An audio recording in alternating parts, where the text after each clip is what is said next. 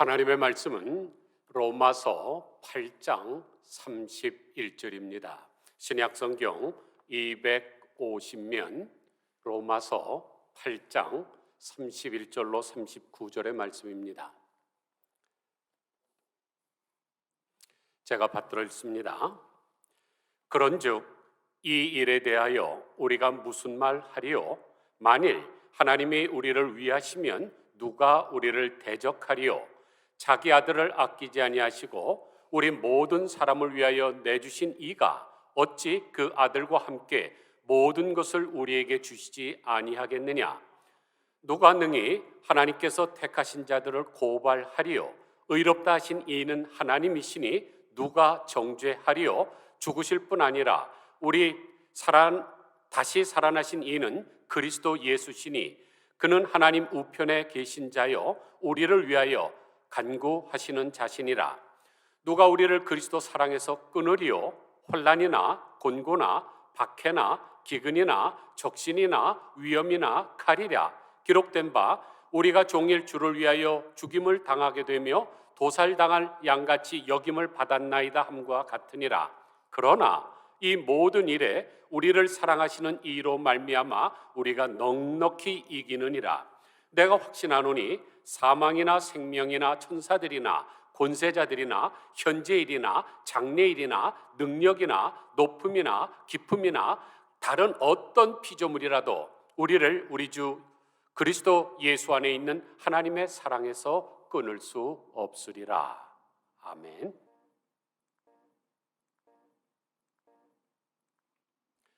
오늘은 2월 첫 번째 주일입니다. 그래서 2월에 관한 시 하나를 통해서 우리가 교훈을 받고 시작하겠습니다. 2월 정연복. 1년 12달 중에 제일 키가 작지만 조금도 기죽지 않고 어리광을 피우지도 않는다. 대신 추운 겨울과 따뜻한 봄을 잇는 징검다리 역할 해마다 묵묵히 해낸다. 겨울이 아무리 길어도 기어코 봄은 찾아온다는 것. 슬픔과 고통 넘어 기쁨과 환희로 가는 길은 생각보다 그리 길지 않음을 가만 깨우쳐준다. 이 세상의 모든 살아있는 것들이요 나를 딛고 새 희망 새 삶으로 나아가라고 자신의 등 아낌없이 내주고 땅에 바짝 엎드린 몸집은 작아도 마음은 무지무지 크고 착한 달 2월. 참 감동적이지 않습니까? 2월은 오직 유일하게 28일밖에 없는 달입니다. 그래서 다른 달에 비해서 천대받는 달이죠. 그래서 2월이 왜 나를 이렇게 만들었느냐고 항의할 수 있지만 2월은 그러지 않고 겸손하게 받아들이며 전혀 기죽지 않고 겨울과 봄을 이어주는 징검다리 역할을 잘 해내고 있습니다. 그리고 나를 딛고 새 희망찬 삶으로 나아가라고 자기의 등을 아낌없이 내주고 땅에 바짝 엎드립니다. 우리도 이런 인생 살아야 되겠죠. 사사기에 나오는 오른손 장애를 가졌던 에웃이나 또 기생의 몸에서 태어났던 입다처럼 우리가 태어난 것이 한계가 있다 할지라도 신세 타령하거나 또는 팔자 타령하지 말고 2월처럼 비록 부족하지만은 슬픔과 고통 넘어 기쁨과 환희로 가는 길을 사람들에게 깨우쳐주면서 살아야 됩니다. 이 세상에서 가장 영향력 있는 여자를 꼽으라면 오프라 윈프리입니다. 그녀는 최초의 흑인 앵커였고 세계적인 여성 잡지 보그의 패션 모델이고 미국에서 가장 인기 있는 토크쇼의 진행자이고 개런티가 가장 비싼 여인입니다. 그래서 재산도 어마어마하게 많지요.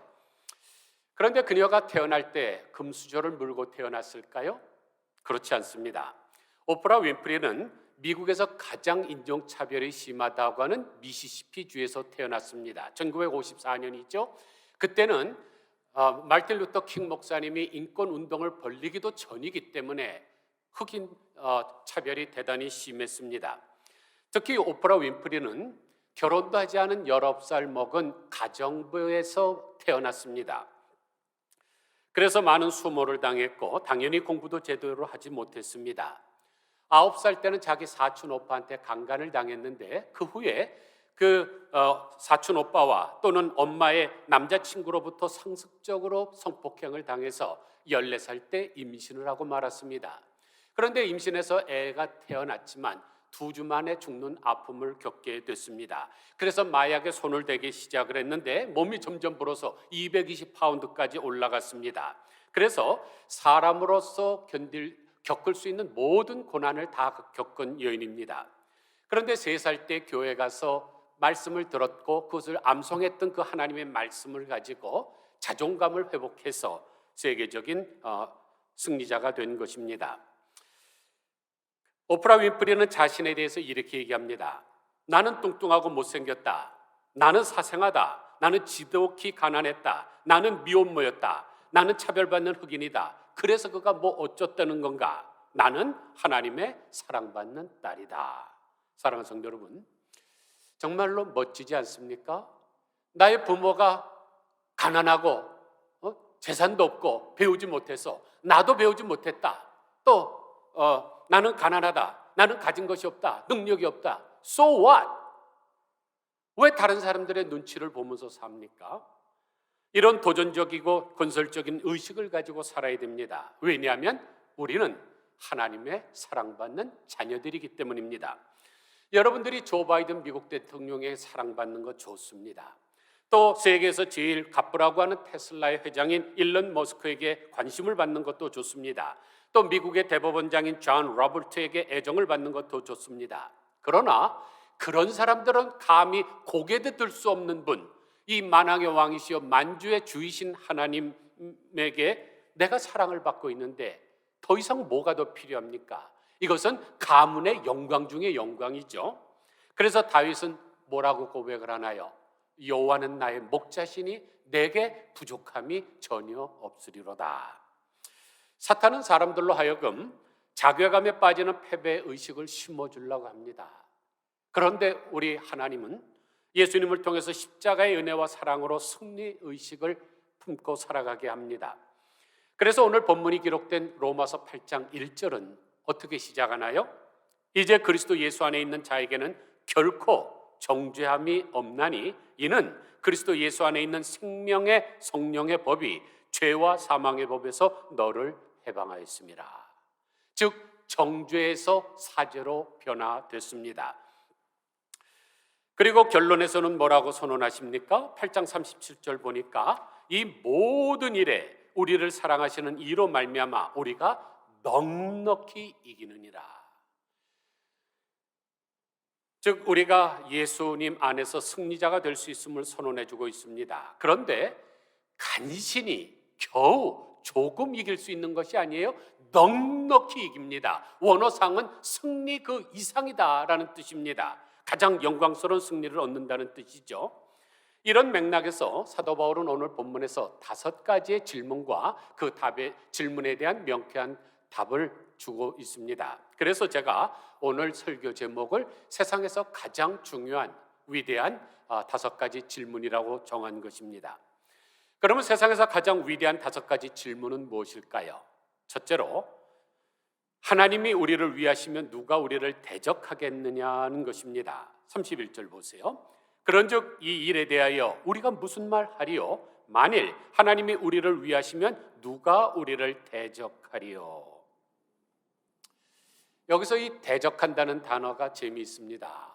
원어에서 카타라는 단어를 사용하고 있는데 무엇에 대항하여, 무엇에 맞서서라는 의미도 있지만 무엇으로 인하여, 무엇 때문에라는 의미도 있습니다. 그러니까 누가 나에게 나는 너의 적이다 그러면서 공개적으로 공격하는 것뿐만 아니라 내면에서 자기 스스로 부끄러워서 자꾸만 감추려고 하는 이런 것들로부터 우리를 자유케 하신 것입니다. 그렇다면 정말로 놀랍지 않습니까? 그러므로 어떠한 경우에도 여러분이 구원받았다는 그 사실은 수정되거나 취소되거나 변경되지 않습니다.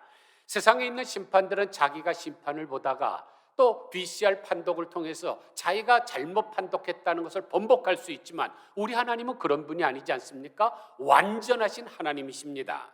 가만히 한번 생각해 보세요. 여러분이 자녀를 낳아서 키우는데 그놈이 어느 날 마약을 했다. 또는 여러 가지 잘못을 했다. 그래서 여러분이 여러분의 아들, 딸의 이름을 호적에서 파 버립니까? 그리고 관계를 끊어버립니까? 세상에 그런 부모는 없습니다. 그러므로 사이비 교주들이 겁주는 것에 신경 쓰지 마시기를 바랍니다. 여러분이 하나님을 분명히 믿으셨으면 여러분의 구원은 완전히 보장됩니다. 두 번째 질문은 자기 아들을 아끼지 않으시고 내어주신 분이 어찌 그 아들과 함께 모든 것을 은혜로 주지 않겠느냐 하는 것입니다. 32절 보세요. 자기 아들을 아끼지 아니하시고 우리 모든 사람을 위하여 내주신 이가 어찌 그 아들과 함께 모든 것을 우리에게 주시지 아니하겠느냐. 무엇이 은혜 중에 최고의 은혜입니까? 하나님께서 유일한 독생 성자를 우리를 위해서 주신 것, 이게 은혜 중에 은혜 아닙니까? 그런데 그런 최상의 은혜와 사랑을 베풀어 주신 하나님께서 그 외의 것을 아끼시겠습니까? 가만히 한번 생각해 보세요. 여러분이 여러분의 자녀를 사랑해서 여러분이 가장 귀하게 여기는 집문서를 줬습니다. 그러면 여러분 주머니에 있는 그 쌈짓돈 같은 거를 아끼겠습니까? 가장 큰 것을 준 사람은 그 다음에 모든 것은 그냥 막 풀어주는 것이죠. 하나님이 우리를 위해서 예수님을 주셨는데 그 외의 것을 아끼실 리가 있겠습니까? 세 번째 질문은 하나님께서 택하신 사람들을 누가 감히 고발하겠느냐 하는 것입니다. 33절 보세요. 누가 능히 하나님께서 택하신 자들을 고발하리요. 세상 사람들은 누구를 고발할 때 어떤 사람을 고발합니까? 만만한 사람, 그래서 자기가 이길 만한 사람 하죠. 자기가 질 사람한테 누가 고발을 합니까? 그런데 하나님을 이길 수 있는 사람은 이 지구상에 아무도 존재하지 않습니다. 하나님은 그런 약골이 아닙니다. 그런데 그 위대하시고 전능하신 하나님께서 우리를 당신의 자녀로 선택해 주셨습니다. 그런데 에베소서 2장 19절에 보면 우리를 하나님의 권속이라 그랬습니다. 가족이라는 뜻입니다. 그러면 여러분이 지금 가족 공동체를 이루고 있는데 어떤 악한 사람이 여러분의 아들이나 딸이나 여러분의 아내나 남편을 고소하면 여러분 가만히 있겠습니까? 하나님도 마찬가지죠. 당신의 자녀가 고발당하는 것을 보고만 계시는 분이 아닙니다. 따라서 그 어떤 자들도 우리를 고발할 수 없습니다. 네 번째 질문은 우리를 의롭다 하시는 분은 하나님이신데 누가 감히 정죄하겠느냐 하는 것입니다. 33절 하반부부터 보면 의롭다 하신 이는 하나님이시니 누가 정죄하리요. 사랑하는 성도 여러분, 여러분 한번 지금까지 살아오면서 재판 한번 해보신 적 있습니까? 저도 유일하게 지금 재판 한 가지 하고 있는데 우리 총회를 불법으로 이탈한 사람들이 우리 총회 신학교를 점검하고 있기 때문에 그것을 되돌려달라는 재판을 하고 있습니다. 그런데 만약 여러분이 재판을 하다가 1심에서 재판에 지면 어떻게 되나요? 당연히 항소하죠. 그러면 2심 재판을 합니다. 그런데 항소심 재판에서도 만약 지면 그 다음엔 어떻게 하나요? 대법원에다가 항소를 합니다. 그런데 대법원에서 판결이 나옵니다. 그러면 1심에서 졌던 2심에서 졌던 아무런 상관이 없습니다. 왜냐하면 대법원이 최후 법정이고 최후 판결이기 때문에 그렇습니다. 우리의 삶도 마찬가지죠. 우리가 예전에 죄와 실수와 허물로 사탄에게 이용당한 적이 있습니다. 사탄은 계속 우리를 정죄합니다. 너 같은 놈이 예수 믿고 천국에 가? 학문이 웃겠다, 학문이 웃겠다. 이러면서 계속 우리를 조롱하죠. 그러나 최종 법정인 하나님의 백보자에서 우리를 의롭다고 선언하신 분이 계십니다. 바로 하나님이십니다.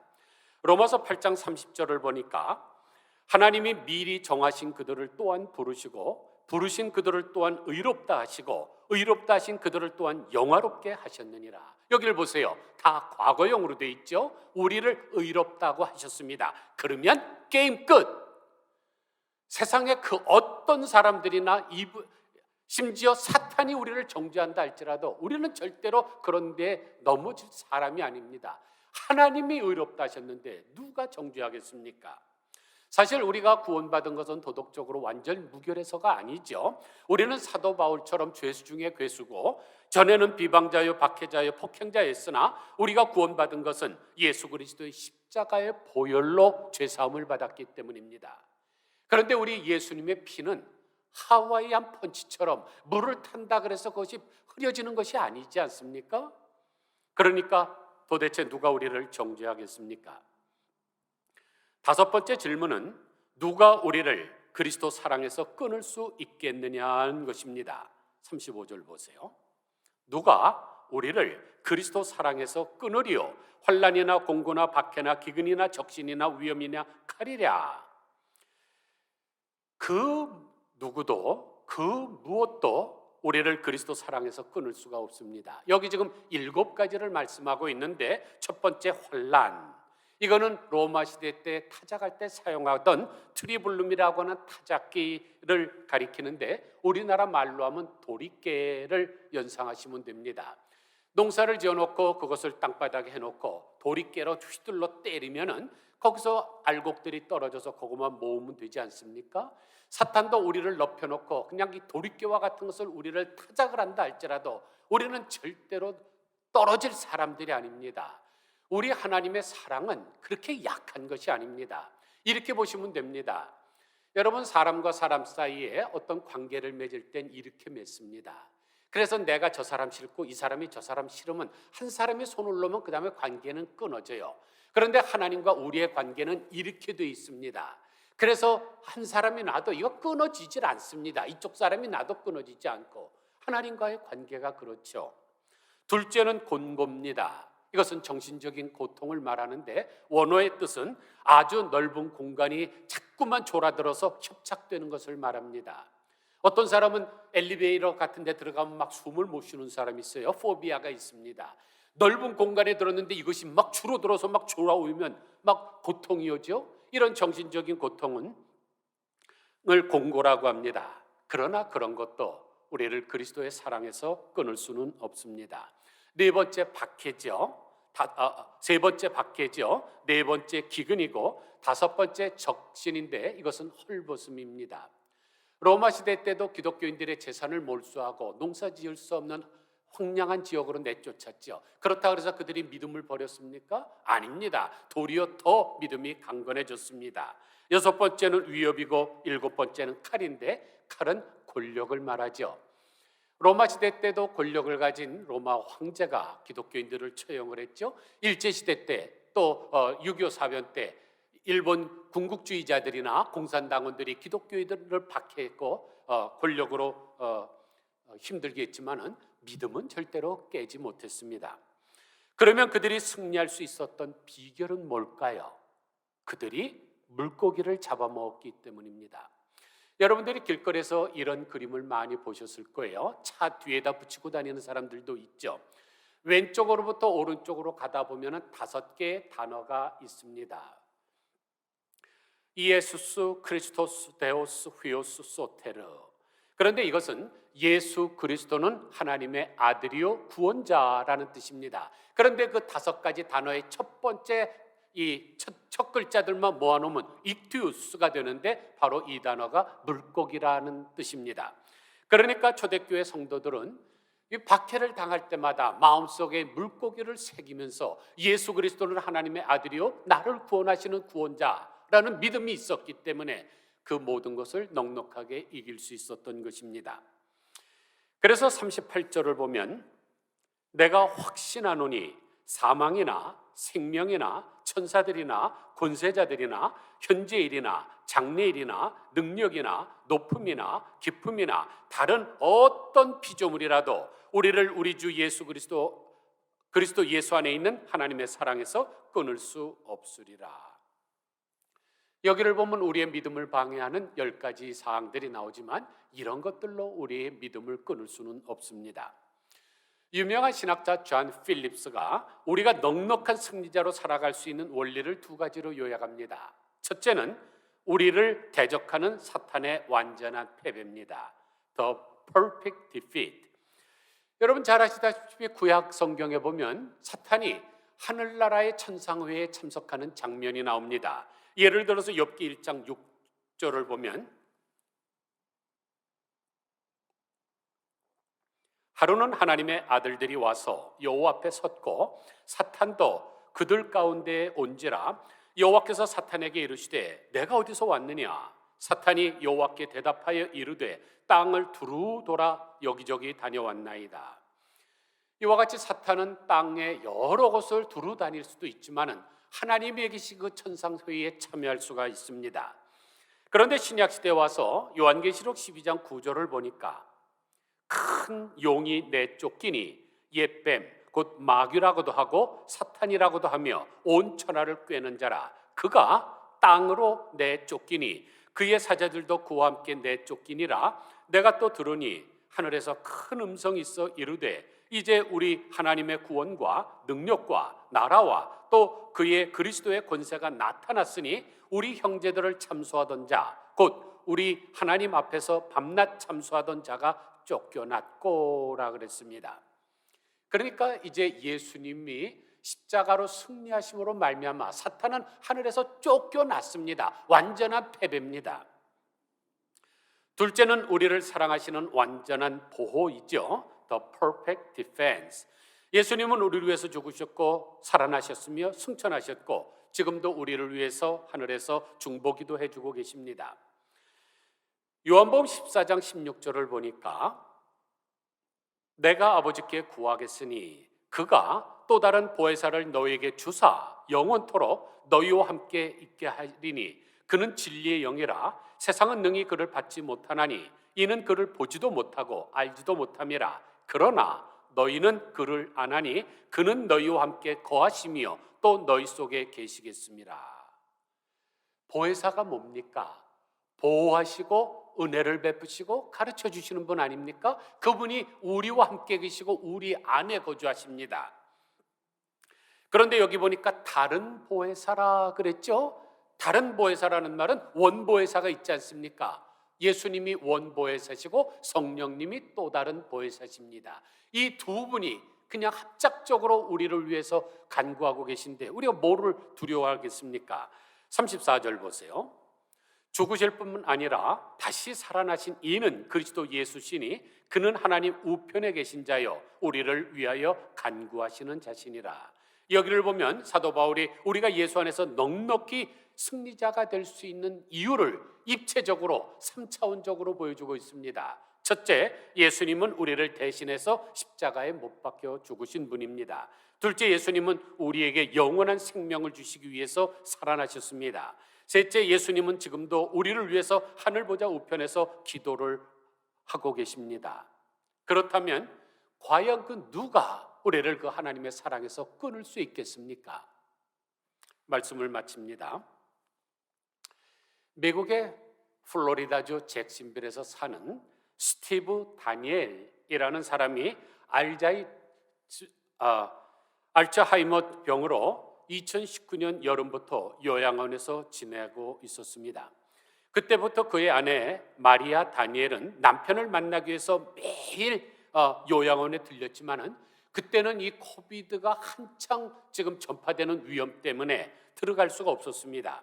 그래서 여러 가지 방법으로 남편을 만날 길을 찾았는데 주지사에게 편지를 보내기도 하고 또 여러 언론 매체에다가 사연을 보냈습니다. 그러나 코비드가 너무나 확산이 되는 관계로 효과가 없었습니다.